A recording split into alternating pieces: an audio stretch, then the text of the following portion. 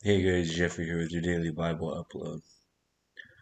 I hope everybody is having a blessed day. I'll be reading the book of Mark, chapter 8 from the NIV, and I hope you all will be joining us for chapter 9 tomorrow. Please like and subscribe if you are enjoying the content I'm bringing to you. And let me know what you think of my video in the comments below. Jesus feeds the 4,000. During those days, another large crowd gathered. Since they had nothing to eat, Jesus called his disciples to him and said, I have compassion on these people.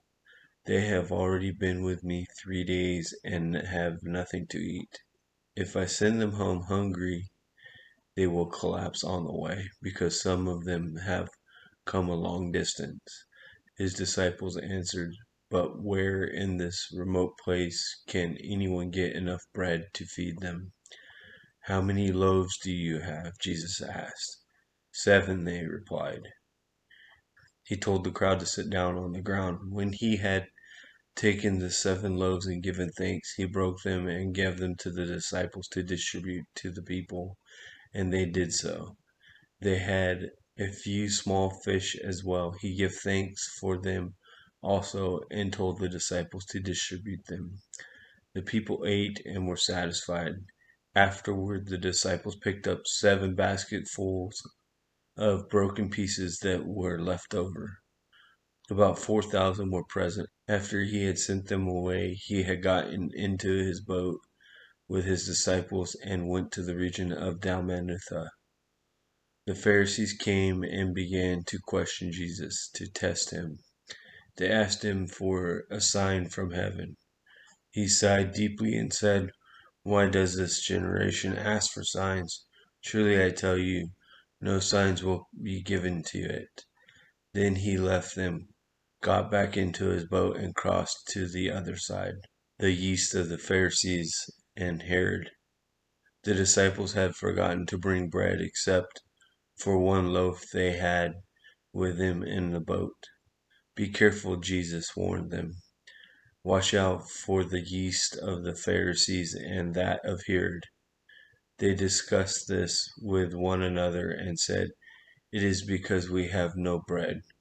Aware of their discussions, Jesus asked them, Why are you talking about having no bread? Do you still not see or understand? Are your hearts hardened?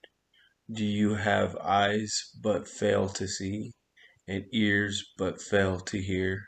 And do you not remember when I broke the 5 loaves for the 5,000? How many basketfuls of pieces did you pick up?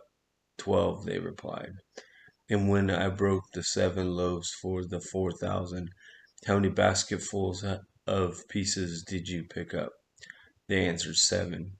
He said to them, Do you still not understand? Jesus heals the blind man of Bethsaida. They came to Bethsaida, and some people brought a blind man and begged Jesus to touch him. He took the blind man by the hand and led him outside the village. When he had spit on the man's eyes and put his hands on him, Jesus asked, Do you see anything? He looked up and said, I see people, they look like trees walking around. Once more Jesus put his hands on the man's eyes.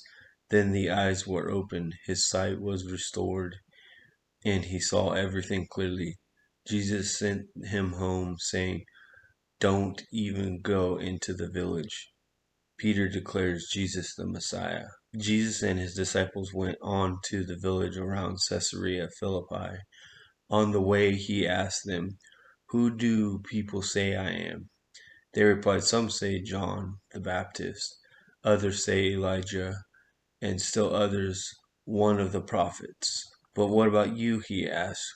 Who do you say I am? Peter answered, You are the Messiah. Jesus warned them not to tell anyone about him. Jesus predicts his death. He then began to teach them that the Son of Man must suffer many things and be rejected by the elders, the chief priests, and the teachers of the law, and that he must be killed and after 3 days raised again. He spoke plainly about this, and Peter took him aside and began to rebuke him. But when Jesus turned and looked at his disciples, he rebuked Peter. "Get behind me, Satan," he said. "You do not have in mind the concerns of God, but merely human concerns, the way of the cross." Then he called the crowd to him along with his disciples and said, "Whoever wants to be my disciple must deny themselves and take up the cross and follow me. For whoever wants to save their life will lose it, but whoever loses their life for me and for the gospel will save it. What good is it for someone to gain the whole world, yet forfeit their soul? Or what can anyone give in exchange for their soul?